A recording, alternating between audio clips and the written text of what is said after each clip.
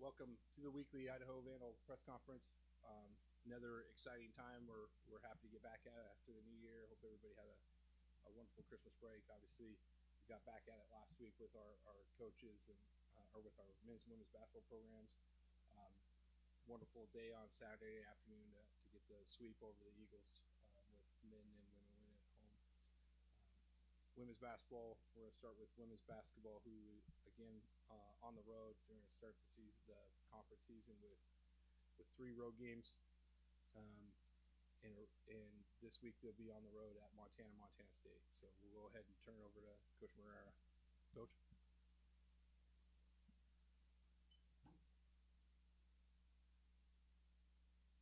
What's going on? A good weekend for us. Exciting to get the Big Sky rolling. We had a tough beginning of the conference season. We played 3 really good teams on the road.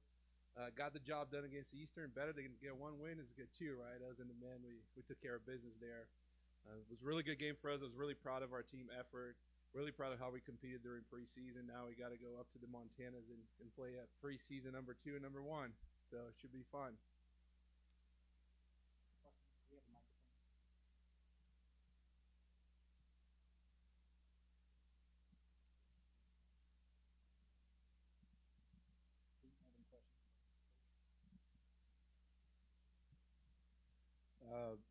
Give us a little bit of a rundown on what you expect for these next 2 games.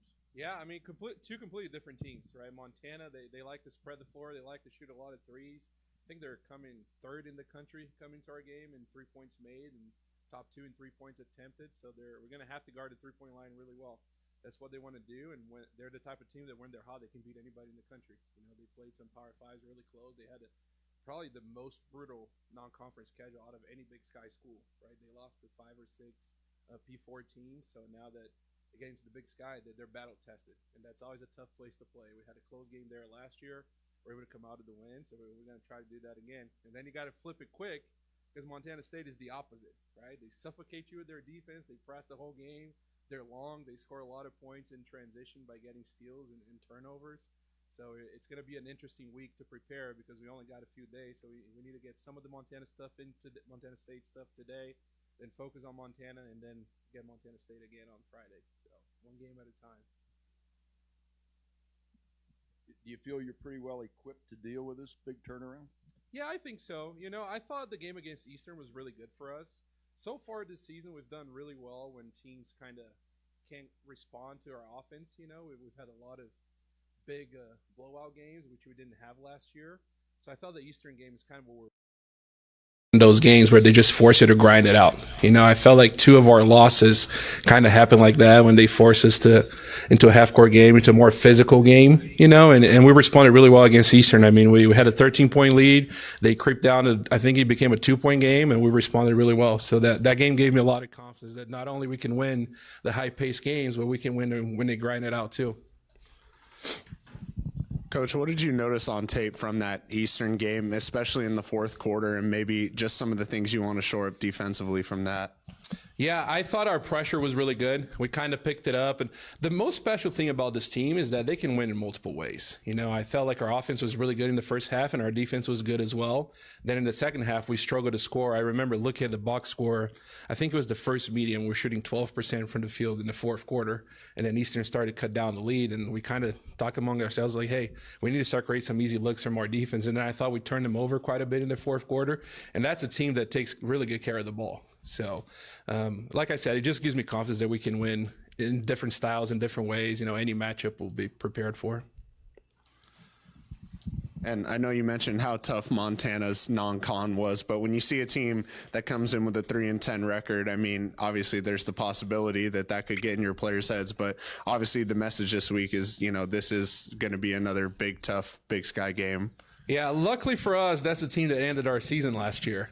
So we look at their record, we can see that, but we also remember what happened last year, you know? So I think for this specific game, the girls are not that worried about their record, right? They're thinking about what happened last year and how we swept them during the regular season, and then we're excited for the conference tournament, and they went on a great run and ended our season. So I think that's big enough motivation for us to go there and don't look at the record, and we know how good they can be. You mentioned the Montanas. This is obviously one of the tougher. Oh, sorry. I'm just used to talking. You mentioned the Montana's. It's one of the toughest road trips, maybe the toughest road trip in the Big Sky, really, year in and year out. Obviously, you're looking for at least a split, but you can't count on either game. How do you prep your team? Because you mentioned a few returners who are obviously looking forward to things Thursday, right, but also you have a bunch of folks who have not been in this situation before, don't know the Big Sky and the rotations. How do you prep your team for Montana and Montana State, which meant these are teams that were picked to be at the top of the Big Sky, no matter what the records are now? Yeah, I think we did a better job this year than last year with our non-conference schedule, playing different styles. So we've played teams that shoot a lot of threes already. We play teams that try to press and get up in you and are athletic. And I thought Cal, although they don't press at the same intensity Montana State does, we got to see some of that length and learn some of the things that bother us, some of the things that don't bother us. So in this short week, I mean, we're going to get a lot of Montana stuff in today. We're going to get some Montana State stuff in today as well. And then starting tomorrow, it's all about the Grizz. And then after we're done with that game, we'll go back and revisit what we're learning from Montana State.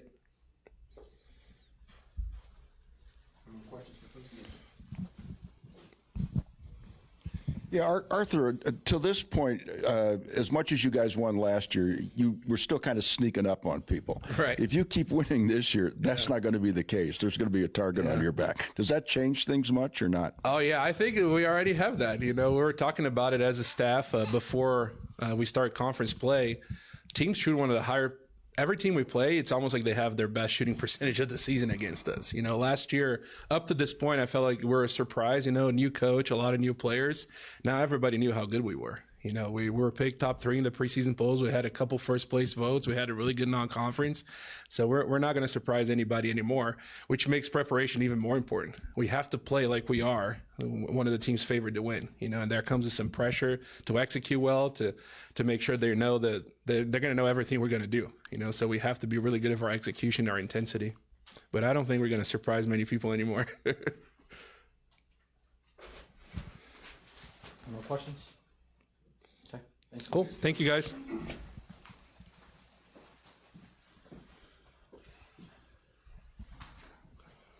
All right, we'll continue on with men's basketball. Obviously, the same schedule now that we're into Big Sky play. So another opportunity for the Vandal men's basketball hoop team after going 1-0 against Eastern Washington this weekend and getting the chance to go host the Montana schools. So obviously big opponents early in conference play with Montana State coming into town. So we'll go ahead and turn it over to Coach Pribble.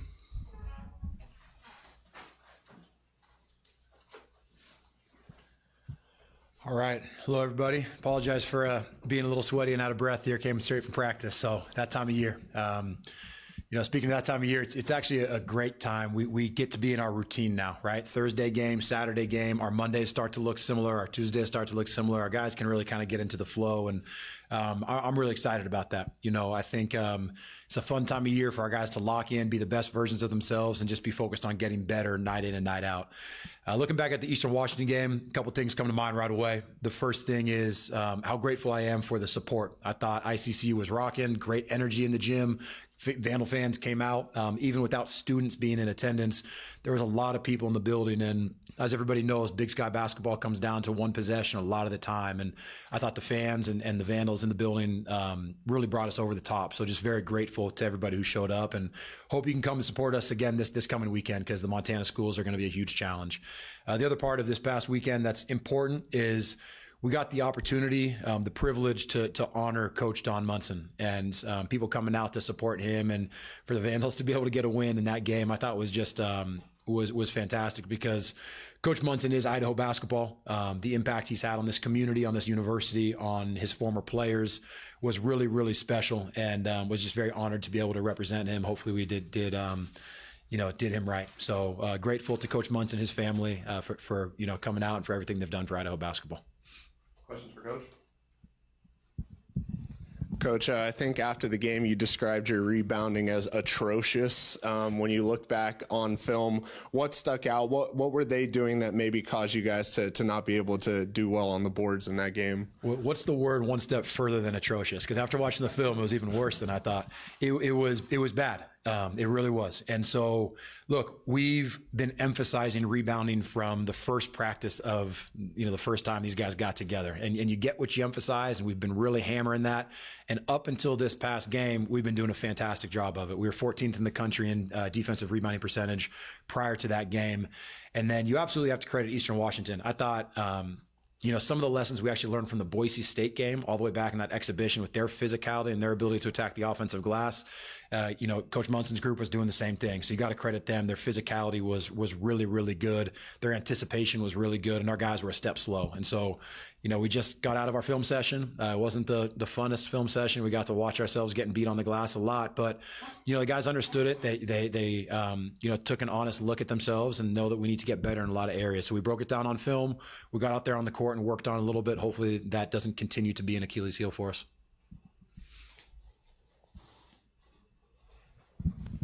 And then just looking at Montana, there's a little bit of familiarity with, Money's their leading scorer this year. He had a couple good games against you guys last year, but also kind of a new team, obviously very dangerous team. What jumps out at you on tape about them and what you've seen so far this season? Yeah, very good ball club. Obviously, Coach DeCure always has his guys prepared, and they always play with a chip on their shoulder. I think the rebounding lesson from the Eastern Washington game is going to be very important, not because they're such a great rebounding team, but just the way they play the game. The Grizzlies, they come and they try to out-tough you, right? The aura of Montana basketball and what they've been doing the past couple of years, they just come and expect to win the game. And we're going to have to be ready for that dogfight. We're going to have to be tough and physical and aggressive.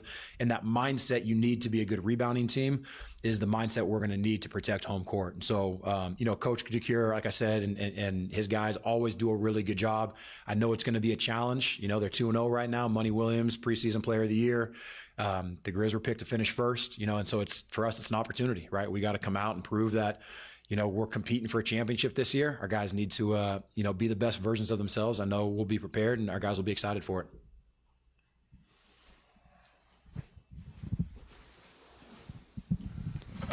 What's the status of your injured kids? You're getting anybody back or not?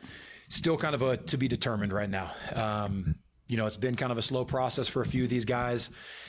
And unfortunately, we've just kind of hit the injury bug from the start of the year. I know in our first press conference, I was telling everybody how excited I was to return 9 guys. And now you look at Linhart being out for the year and Titus Yearout being out for the year. And then you're getting banged up with Christian Gonzalez and now Jack Payne. It's one of those things that's somewhat out of your control, and you just try to do the best you can. We have a lot of guys on our roster who can impact winning. And I know it's kind of a next man up mentality. So I think we've gotten good minutes from different people on our bench. And I think we have 10 healthy guys right now that are going to be ready to compete. And so hopefully we get some of those guys back in the near future, but at this point in time, it's still up in the air.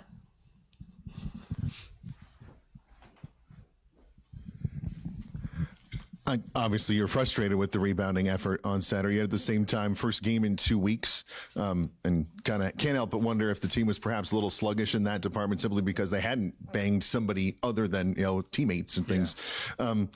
So then coming into, looking at all of that, you get huge performance from Kolton Mitchell. Yeah. You get another, Biko Johnson, huge 3 late in that game as well. What does it tell you about your team that despite the fact that you rebounded worse than atrociously, you still found a way to manage a win in a big game with a big crowd? Yeah, look, I'm hard on the guys about the rebounding because that's a point of emphasis for us. But I absolutely love our team. Our guys are different in year 3. They're tougher. They're more resilient. There's more belief. They respond the right way when mistakes do happen. And I thought this game was a good example of it. What was hard with Eastern Washington, and again, you got to credit them. Their coaching staff does a really good job, but they throw the kitchen sink at you. They run 6 different defenses. They guard ball screens differently every possession. They had zoned about 75% of the possessions leading up to our game, and they didn't show zone once the entire game. So the ability for our guys to be prepared, to make the right adjustments, and to respond appropriately throughout the game, I'm really, really proud of them. You mentioned Kolton Mitchell. Look, he's a special ball player. He kind of lives for those kind of games when it's not clean and you just need a guy to step up and make plays. That's what Kolton did. And you're exactly right. Biko Johnson, his backcourt mate, big 3 down the stretch, but also the free throws, I thought, to seal the game were huge from Biko.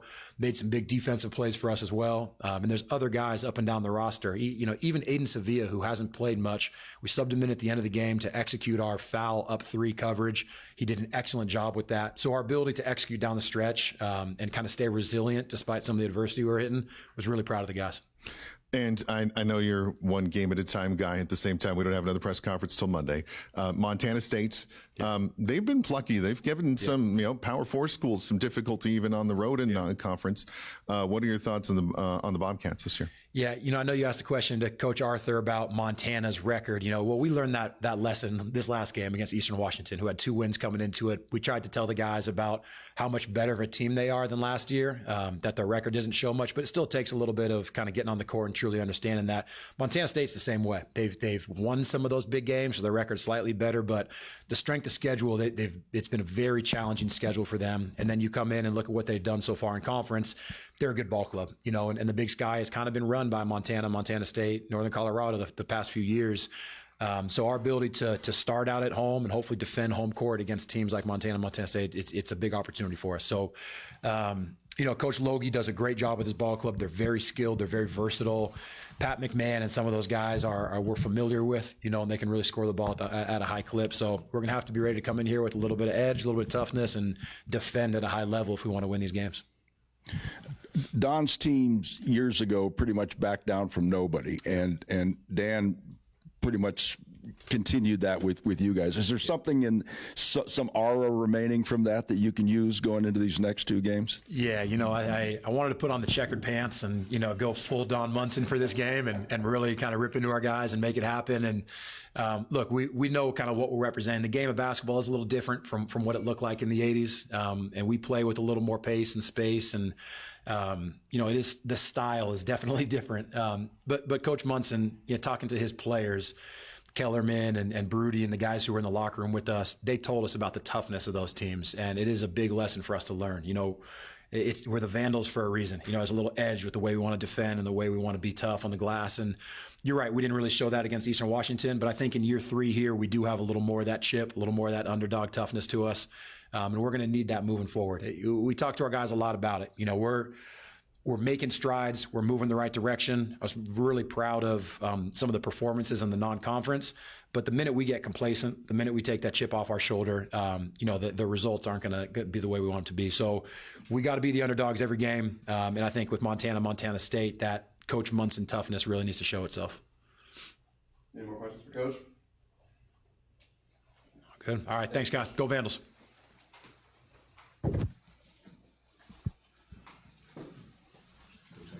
All right. Really excited to also have the opportunity to talk to our 2 new coordinators for our Vandal football team. We're going to start off with our new defensive coordinator, Coach Stalker. Lee Stalker comes our way from Iowa State, where he was an assistant defensive line coach, assistant linebackers coach, assistant defensive director of player personnel for the Cyclones there and Ames. Before that, he was at his alma mater, Kent State, and then he worked at a couple of D2 schools as well. So we're excited to have him join our staff. He will be coaching linebackers as well as working as our defensive coordinator. So go ahead and turn the time over to Coach Stalker. He'll have maybe some opening statements, and then you guys can ask some questions.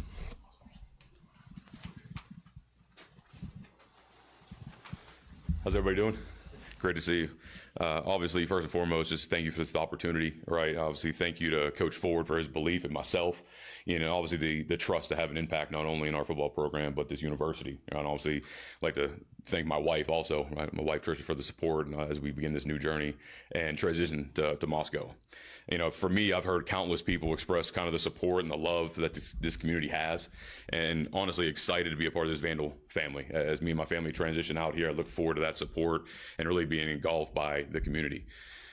I think there's been a long tradition of success within this program, and you've seen the notable players who have gone on to represent this Vandals at the highest level. And I'm honored to lead this defense. I'm honored to be a part of this program, and honestly, to build upon the success that Coach Ford and his staff has already created.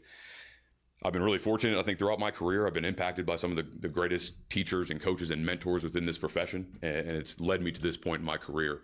And honestly, it's given me the opportunity to have the knowledge and the expertise and the solutions for our players as we go in pursuit of a Big Sky championship.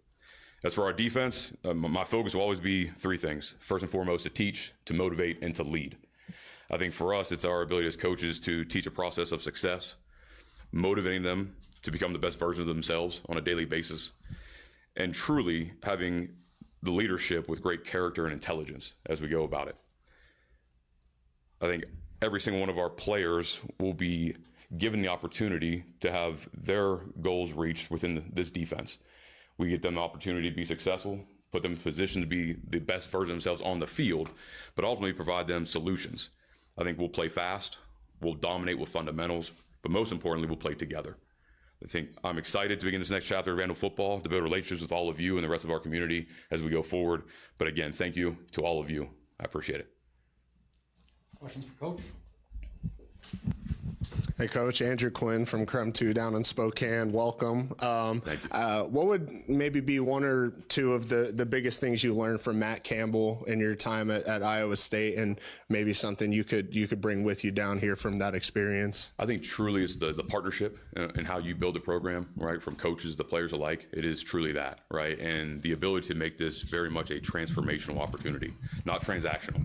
Right, the results will come when you're connected, right? When there is trust, there's relationships built from the foundation, and that's really day one coming in, the opportunity to go build those relationships and get to connect with each and one of these players and coaches alike, but get to know each other as the man, as the person that we are, so that when we go out there and we do hard things on Saturdays and we compete at the highest level, that we'll do it together, right? And we stay unified in that. But the transformational, again, the player first, the servant leadership, honestly, has been on portray the 3 years I've been with Matt Campbell and our defense coordinator, John Haycock. This is portal season, so you get to hit the ground running. Yes, sir. From your side of the ball, how does the portal look in terms of people who are leaving and people who are you're hoping to bring in? I think, honestly, the one thing that I was extremely impressed with is you look, with the conversation of Coach Ford and going through the process of becoming your defense coordinator, looking at the players who are not leaving. We are not like many schools in this conference or at our level right now where kids are running out the back door for opportunities that they may not understand or know about. They're staying here. And again, that's a testament to Coach Ford and the staff and the culture, the relationships that they've already built. We do have some needs right on both sides of the ball. And we've already had some fantastic players, fantastic people and the talent already here this week. More today and more as we go on to the rest of this portal window per se. But I think we've identified some great talent and great character players to add to our roster. Can you go into a little more detail about that? Who's in? Honestly, in terms of returning starters and impact players, like all those guys are back. And I think they've bought in. I thought I did a great job trying to reach out when I was offered the job and really connected with each and every one of our guys. Via text first, got on the phone, kind of gave them my insight for them to, again, connect with me on an individual basis long before we ever started talking about teaching defense. So we're, obviously we've lost our freshman corner, right? Obviously losing Ricks has been a little bit of a blow for us, but I think we're confident in Coach TD. We're confident in the guys that we're right now scouting and recruiting that we'll be able to replenish the talent there and continue to develop the guys in the room. I think we're really excited about the guys that have played and also developing in that room under him. The other area of product expertise right now is us to be able to bring in a few rush ends, and some guys dynamic off the edge to affect the quarterback in all passing situations. And again, we've got some great candidates for that as well. Hey, Coach. Trevor John from the Lucy Tribune. So first off, the Vandals were third in the Big Sky in defense last year. How do you want to continue that success? And the second part of that question is, what kind of scheme will you be running with this defense? Sure. I think that's first and foremost to come in and realize what they did really well, right? Again, third down defense, really good. Rush defense, really well. Red zone defense, they did some really good things. And there's still areas for improvement, right? Again, the 2-minute end of game situations, taking the ball away, affecting the quarterback. So you still identify some areas where you can improve, right? And I think you give kind of a target for our players as well. This is the areas we were great on. How can we build? How can my experience just continue to multiply that? And then provide them solutions on the areas that we maybe were lacking at times for one reason or another. As you come in, I think defensively we'll be multiple. I do believe I've been exposed to obviously Iowa State, known for that 3-3-5 type structure of defense. My time at Kent State was something similar. I was a 4-down and a 3-4, 4-2-5 type structure in my past when I coordinated before. And I think it would be a kind of a blend of all of that.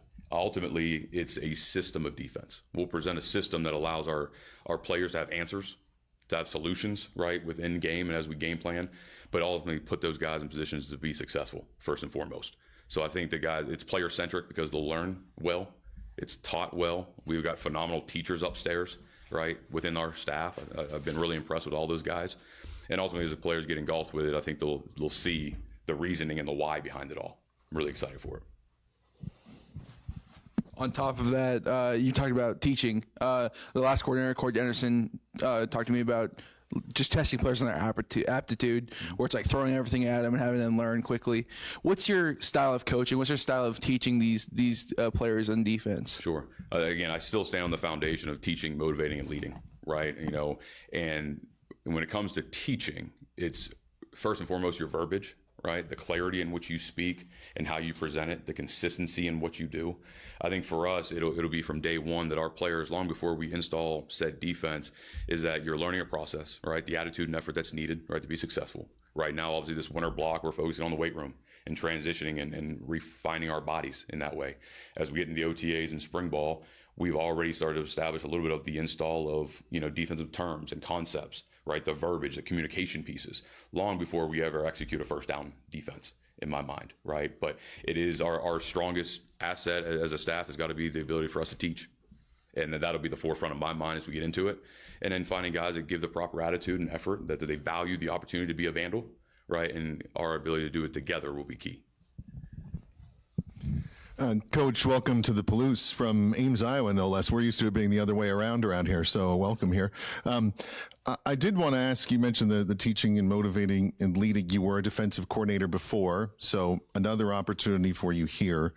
Can ask, what do you think, or do you have something that might be different in approach or teaching from the first time you were a defensive coordinator? I think along my time, obviously at Kent State under Sean Lewis, under those couple years with Matt Campbell and John Haycock at Iowa State, I think some of it from the game planning perspective and how you approach, an opponent. I think I've definitely taken plenty of things from that regard, right? Things that I've done differently.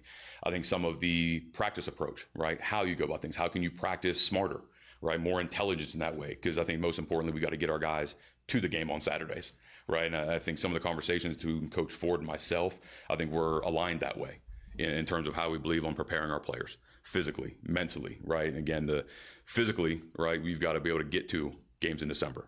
That's our goal, to play games in December and go pursuit of a Big Sky championship and ultimately get into the playoffs and go farther than that. So I think from the mental standpoint, we'll focus on that to get ourselves physically and mentally at a point where we can command ourselves in the style of play that we have on Saturdays. And I'll ask just one more. Is there anything defensively differently for you in approach or even building a defense when it comes to working at the FBS level as opposed to now being in a top-tier FCS conference, but still it is a little bit different? Honestly, you have all the same problems, right? You have all the same conflicts. And I think from a defensive perspective, there's really two conflicts that we face on a daily defensively. And it's ability conflicts and there's run-pass conflicts. And the beauty of it is within the system of defense, you allow to control that. You're allowed to solve those problems long before you put it on the player's responsibility to do so when the ball snapped. And I think as we go through, it's always uniquely player driven, right? It is culture, it is player, and then scheme. We will do what our players do best. There's beliefs, there's strong situational awareness and intelligence that I might have and the staff has, but it's ultimately about what our players do best. And that's what we'll see through the spring, through the summer evaluations as we install our defense. And if we get in the training camp in the fall, we'll decide what we do best to give our guys the best chance to win on game days. Kind of following up on Doug's point, when Idaho moved from the Sun Belt into the Big Sky, the staff was sort of taken aback at what a wide open game it was here in the Big Sky compared to what they were used to playing. From your obviously not great background with the Big Sky, but from what you've seen so far, what are your insights about this conference? Well, I do think if you look at the teams that are competing at the highest level, right, for the championship level, playing games in December, they are teams that can put the ball down and run the football, right? We're going to have to focus on the ability to stop the run, right? Create negative yardage plays and force the opponent obviously into longer situations, whether that be second and third down. I think from a talent level, the Big Sky is as talented as it's ever been. It's really impressive across the board. And again, I think every year nowadays, because of the transfer situations, that you kind of deal with a different opponent or a different team, maybe from year to year. So kind of really figuring out early on in the season who these opponents are and really what their strong suits are. But I do know this, if you can run the ball and you can win the line of scrimmage, right, you'll go far in this conference, you'll go far in this game of football. But our ability to stop the run, our ability to take the football away, right, limit explosion plays along that way will lead to success. More questions for Coach Stalker? One more. Yeah, Coach, sorry if I came a little in late. Sorry if you already said this. But what made Moscow appealing to you? What exactly about the University of Idaho made you want to come here? So really, I had an opportunity really begin before the season ever started, right? And my goal was to get back to coordinating, right? I love the idea of teaching, motivating, and leading, right? Obviously a defense, but a staff, and building that and being a part of something bigger than myself. So that was kind of a goal of my own back in the summer. And as the season going on, and obviously the last few years at Iowa State have been some of the best in their history. You know, been a lot of success, and it's been great to be a part of. And when these opportunities came up, and obviously pursuing some different opportunities, what sealed it for me was Coach Ford, and honestly, his mentality. It's great to have a profession, a job, a university to play for, but who you work with and who you work for, I think matters tremendously. And through the conversations of his value of, you know, serving your players, understand how they come first, and we'll do everything we can to help them on and off the field. The value of being a dad, right? I've got 3 young children. I've got a wife who supports, and I'm so thankful, but I still value the idea of being a dad, right? So when you started having this conversation with Coach Ford, to honestly, it was an easy conversation, an easy decision on that part of being a part of the staff. And then, you know, coincidentally enough, I've had enough professional friends who have been here, have actually coached here, and how much passion they had for the place and how much they loved being in Idaho and in Moscow. So for me, it was an easy decision once that job was offered by Coach Ford. Coach, at the end of the season, Coach Ford, you know, was obviously frustrated and upset with how last season finished, and said there's no coach in the country who's going to work harder to get Idaho back to the playoffs next year. I'm curious, you know, having, you know, the last couple weeks and, you know, hitting the ground running, and you guys being the first step in that direction, what that's been like working with him, and maybe seeing a little bit of that work ethic and what you've seen so far. I think there's been a daily plan, like there was an execution, a plan set forth. There is no loose ends by any means from Coach Ford. And honestly, the last few weeks have been recruiting specific, right? You're looking to identify the talent and the character they're bringing to this program. And even from afar, right? From being 22 hours away in Iowa at the time, but on the phone constantly with the staff, with Coach Ford, and going through the process that's necessary, right? We were really collectively as a staff Friday for the first time together.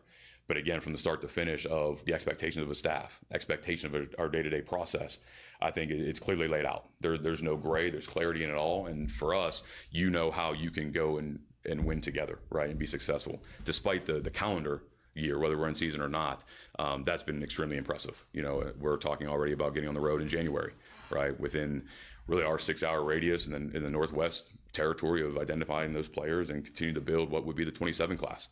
Right, but first things first, right? Handle some transfers. All of our players come back to campus next week. So again, getting to be around them, all the strength conditioning and all they'll do here within the facility, but handling the recruiting, building the relationship with our players, and then pursuing, and the confidence that we'll have in the success of the future Vandals of our program.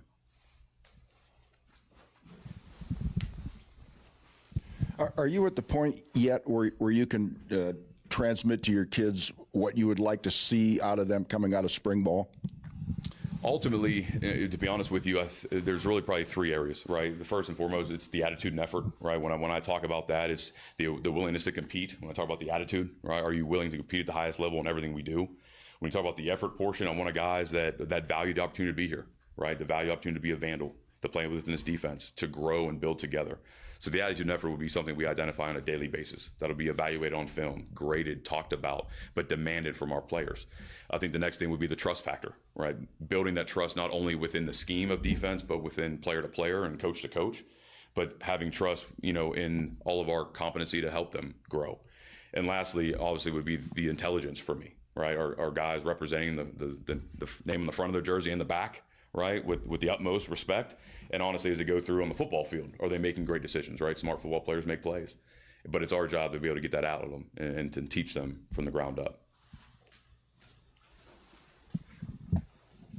Yeah, following up on that, Coach, would you characterize your defense as one that's pretty amenable for kids to learn, or is there a real high learning curve to figure out how you like to play? I think it's very player-centric. And what I mean by that is we're able to, because of the multiplicity of our defense, we're able to carry over consistent techniques, right, and consistent teaching, whether that be for the defensive line, our front, our linebacker and second level defenders, or our defensive backs in the back end.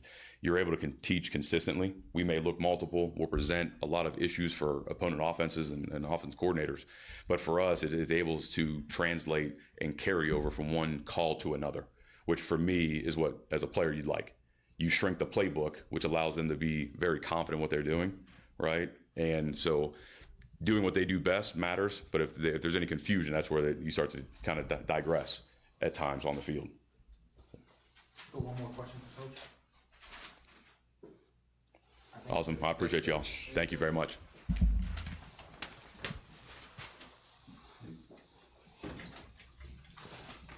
All right, we're going to close it out with Coach Shoemaker. Coach Ian Shoemaker, obviously a Northwest guy, Northwest roots.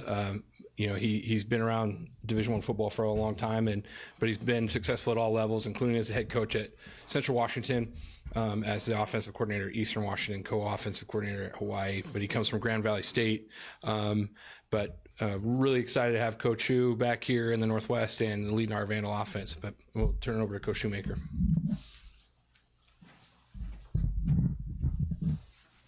Yeah, I might need to move that down even further, but not quite as tall as Coach Stalker. But first off, I just want to thank everybody for being here. It's an exciting time to be, in our shoes in a transition period. There's a lot of energy and excitement around Coach Stalker coming in and the rest of the additions to the staff and things like that. But I want to thank Coach Ford and Athletic Director Terry Gawker for, providing this opportunity to us. I've known Coach Ford for over a decade, coached against him when I was at Central Washington, and his passion for the game and his passion for this place is what's drawn me here, first and foremost.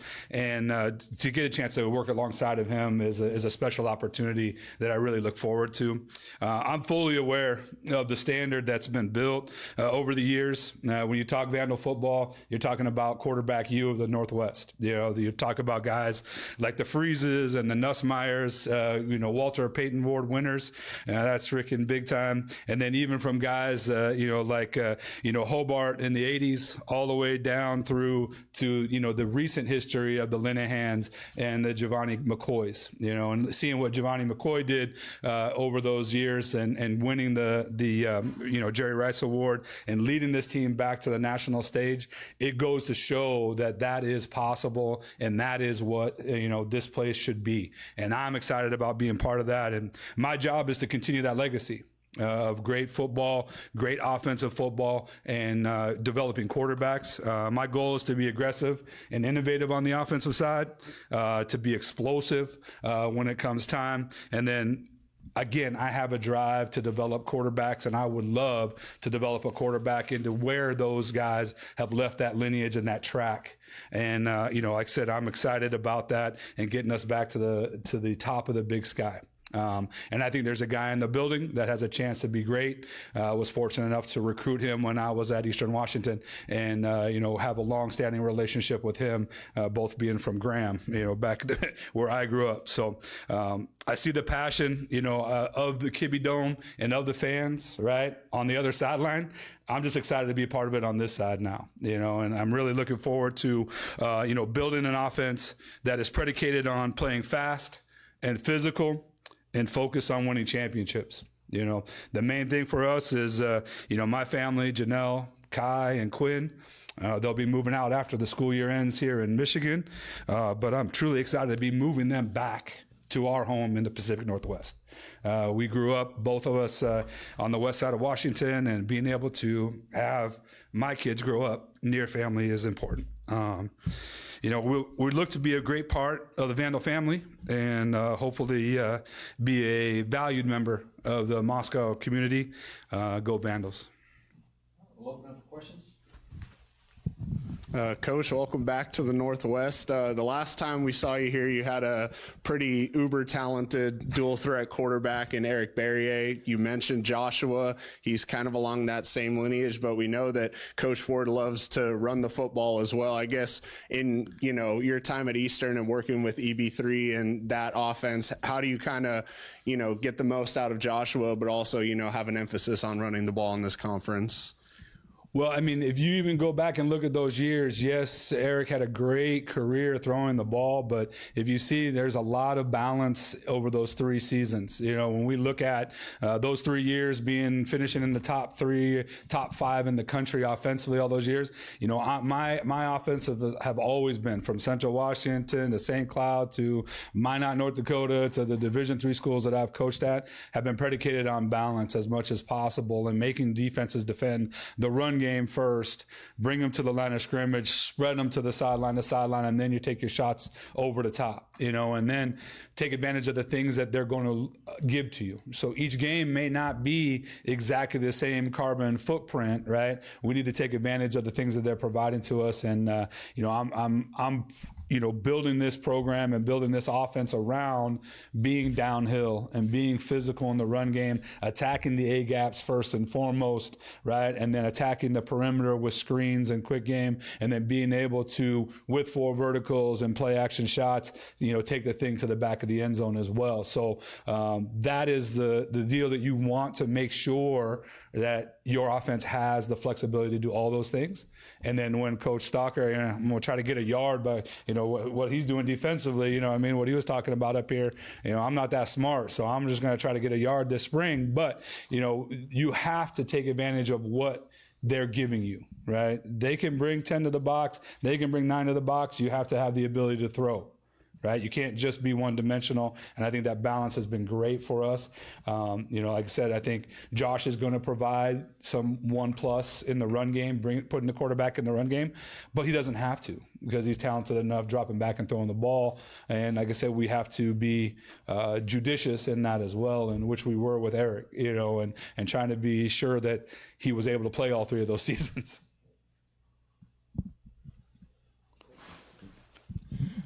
Let me ask you the same thing I asked your counterpart, Coach. This is portal season. What do you see going out, and what do you see coming in? Well, I mean, obviously, the first thing is we're really happy that, you know, we're sitting with a quarterback coming back that has experience in the Big Sky and has shown success. We're, you know, hugely excited about that. Before I even got here, over the time between being hired and getting here, we filled a couple of those spots in the running back room. So that is full. Realistically, on the offensive side, we're probably looking at adding a little bit of juice to the receiver room.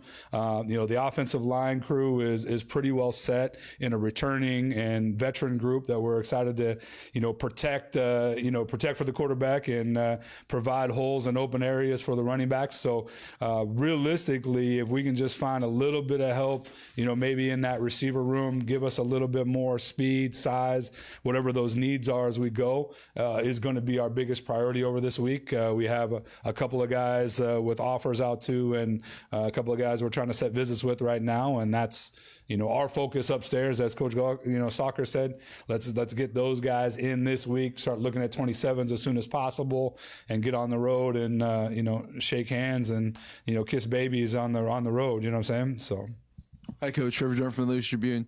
I got a 2-part question for you. Okay. Last time I talked to Coach Ford, he talked about how he wanted a multiple offense, and that's a coordinator he was looking for. What exactly does that look like for you, calling this offense and designing this offense? Well, I think from a multiplicity standpoint, as Coach Stalker said, defensively, same thing. Being able to structurally change the looks to the defense, right? Make it more difficult formationally, motion, compressing formations and doing some of those things, tailback and pistol, tailback and gun, you know, and again, being multiple enough from the run emphasis, the things that you're doing in the run game physically, right? The things that you're doing on the perimeter to, you know, spread the defense sideline to sideline in the screen game and things like that.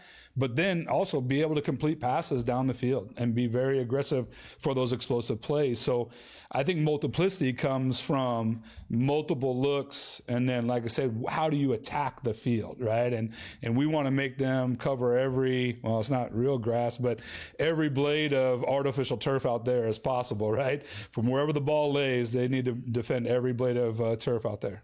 And he also just mentioned adjustments, how he wants somebody who can make adjustments in the second half or just on the fly. How do you approach making adjustments mid-game? Well, I think some of that comes with experience. I've been calling plays since I was 25 and coordinating at all levels of NAIA Division III all the way up to FBS now. And I think a lot of that comes from that experience of seeing things and having an understanding what the answers are quickly. But I think having a process is key, and having a system and not just a play, right? And being able to have a play that has an answer within it, and it may be, similar to like a Navy when they run triple option and they have dive, then they have quarterback keep, then you have pitch. Those are all answers. And is it midline to veer path and things like that? Those all have built-in answers. And with what we do schematically and systematically, there are those base answers as we go through a game. There should be that thing that, go to a play action or add a screen or something to a play that they're defending a certain way, and being able to make those adjustments on the fly because the system is in place and we can be flexible in that system. So adjustments at halftime, I think, are a little bit overrated. Don't tell Coach Ford that, but I think are a little overrated. Most of the time, your game plan is what you practiced, and you're going to lean your calls still on the same game plan towards what you're seeing defensively.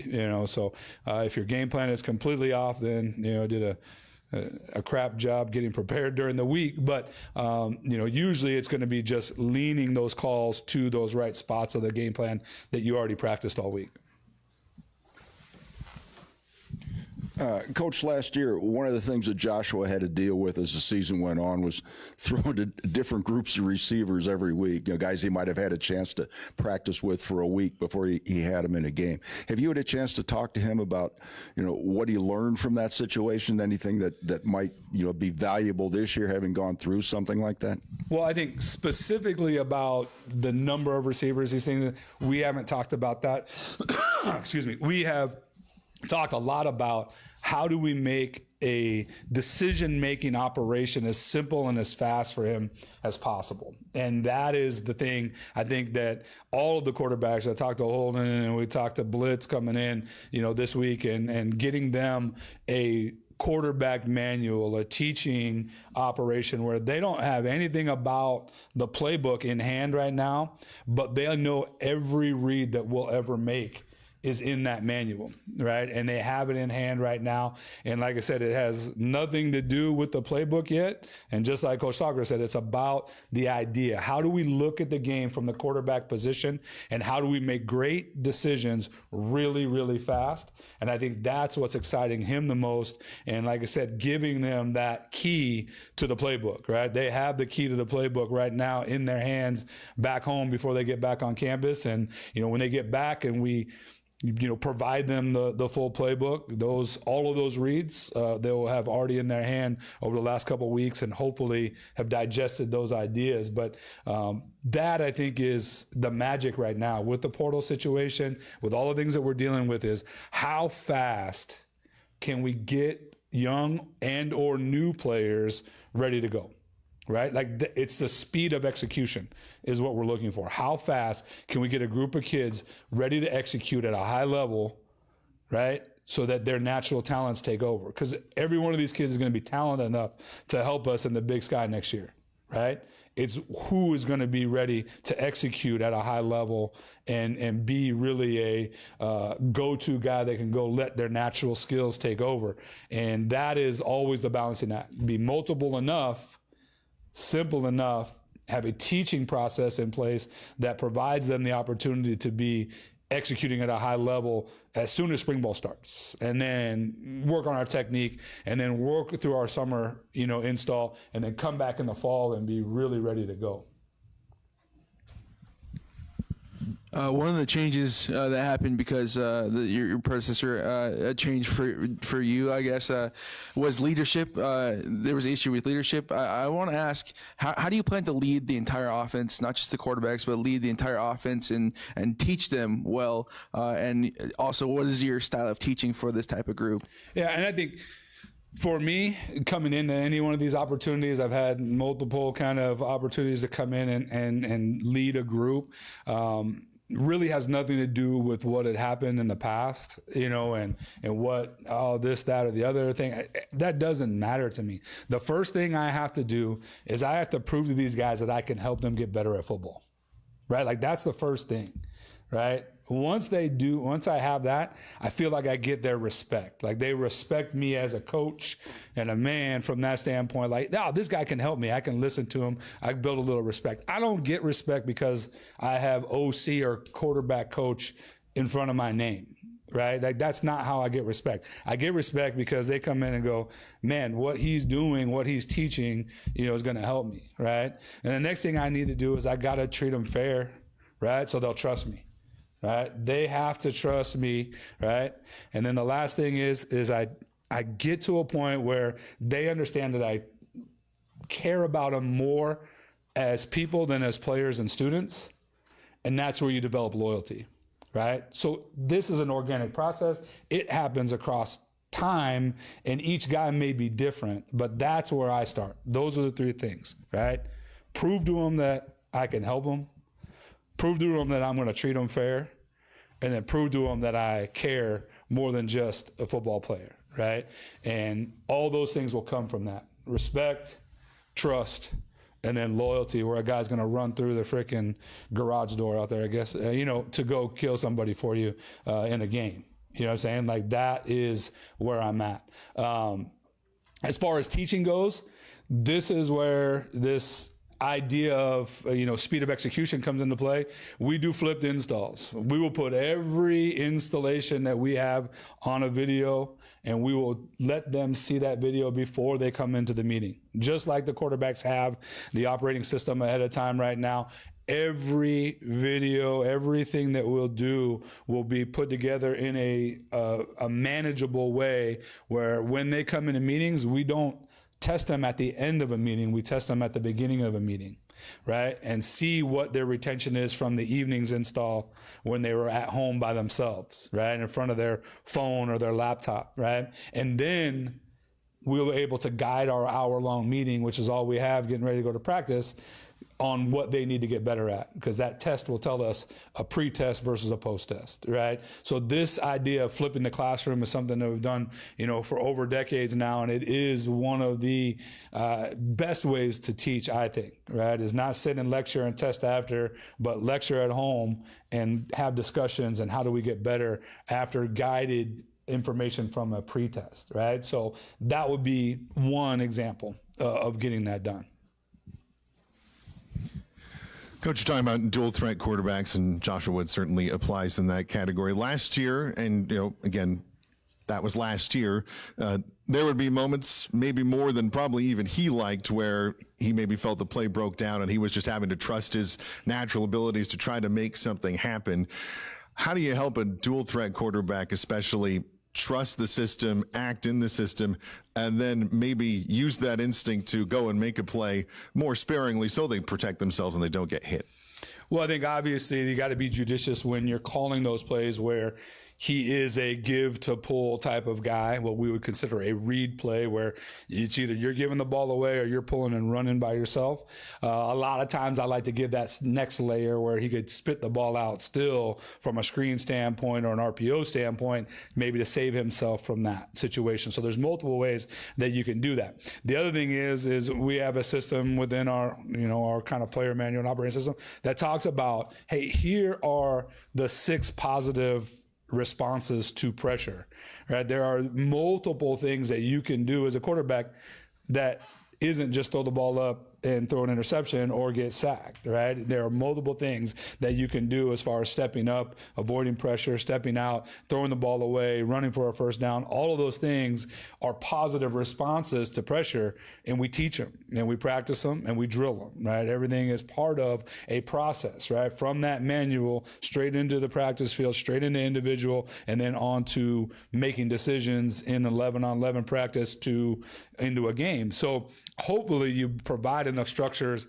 that you keep them safe. And then, yes, you have to tell them at some point, hey, it's better to go down. It's better to slide. It's better to slide out of bounds in these situations and these types of games. But there are going to be games, right? Where you have to turn up the dial a little bit, and that kid's got to go make a play for you outside of the playbook. And that's where his magic is. You know, he won that game against Hunter in the high school Georgia game, right? That was a play outside of the playbook that he scored a touchdown on, right? And, you know, like those are the things that you don't want to take away from a guy, right? And you have to be careful taking the magic away from a kid because you're trying to save him for the next game. You know, my job is to make sure the next couple of guys can help us as well, you know, but we will counsel him for sure and try to keep him as safe as possible and be as judicious as possible. But, you know, there's going to be games where he's going to be asked a little bit more of. And if you go back and look at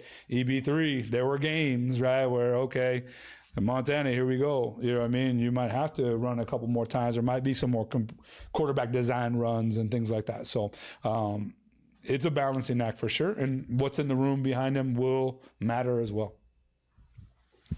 Coach, this is obviously a very highly touted recruiting class. The two biggest names are offensive players. I'm curious, in your past experience, what that, coaching is like for a true freshman that could potentially impact you guys in a big way. Obviously, it's a big learning curve at this level. What your experience has taught you and how you can help bring those guys up to speed pretty quickly. Yeah, and I think, like I said, it goes back to processes, right? It goes back to teaching. It goes back to those things that we think are important to help the speed of execution, and it goes back to like day-to-day processes and how we put it together. And we're going, meeting's supposed to start here in a minute, but we're going to go up there and we're putting together this plan right now of what is mine, right? What has been here at Idaho, and now what is going to be ours, right? How do we put that playbook together that makes the most sense to the players and makes the most sense to me as the play caller, and really build, a system that they will understand.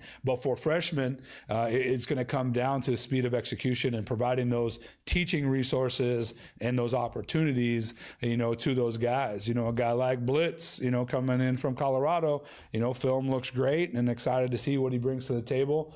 Football junkie, dad's involved in football and coach at times, like all those things are exciting, but we have to provide him all the same things and then hopefully provide him enough opportunities to prove where he's at. And that's sometimes the hardest thing, is just to provide enough opportunities to build that trust. But looking forward to seeing, this number one class. Like I said, the stars don't mean anything to me until they are making plays out here in the Kibbe Dome. So, those guys better be ready to go to work. Coach, when you're talking about speed of execution, does that mean your quarterbacks are going to be making quick and limited reads and then running a play? And if so, is that different from what happened here last year, where quarterbacks having to make more complicated reads before they ran a play? Again, as far as my evaluation of what happened last year, I'm not that concerned with it. Speed of execution for me is two things. Speed of execution, how fast do we get 11 guys executing at a high level, right? How fast can we teach this offense to all position groups, not just the quarterback group, and that we are executing at a high level, a standard level, right? What the standard is, to win games in the Big Sky. And I've seen it and I've coached it and I know exactly what it looks like, right? But there is a speed at which we can get to that point. How fast is up to the kids and the coaches in the room. Right. As far as speed of execution, yes, I think that what we teach to the quarterbacks is a limited number of ways to look at football, but give them a million plays to apply those limited reads to. That is a speed of execution that I think they can make really fast decisions over and over and over and be very dynamic in what we show the defense, right? A lot of different plays, a lot of different structures, a lot of different things, but there's only a handful of ways to look at all of those plays, which I think gets us to that speed of execution as a unit as well. Thanks, Coach. Thank you, guys. Appreciate it.